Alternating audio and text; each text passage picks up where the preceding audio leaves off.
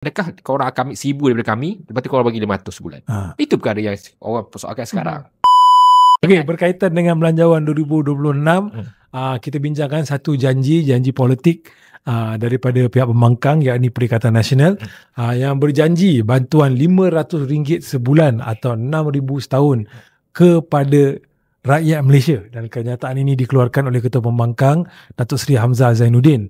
Perikatan akan menggantikan SARA, Skim Asas Rahmah, dengan Bantuan Prihatin Nasional BPN sekiranya mereka kembali memegang tampuk pimpinan kerajaan Malaysia. Petikan tersebut mendapat pelbagai kritikan dan juga maklum balas. Bajet alternatif kali ni adalah bajet paling nipis. Hanya memulakan sehelai kertas A4 untuk buat pengumuman. Kertas A4 untuk mengumumkan, saya bagi awak semua 6,000 setahun. Saya menghargai lah usaha pembangkang untuk membuat bajet alternatif, tapi janganlah merendahkan martabat diorang.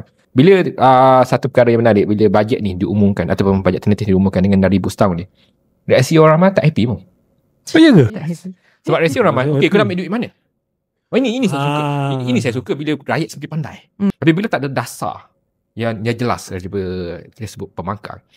Okey, 6,000 ni kalau nak ambil duit dari mana? Kau nak tolak 6,000 setiap ahli parlimen pun tak cukup. Ahli parlimen ada, kita tak separuh lah, 122. Nak bagi kat 9 juta orang mengikut data STR. Takkan pernah cukup. Mesejnya lah bahawa apa yang korang janjikan ni tak termakan pun oleh rakyat biasa.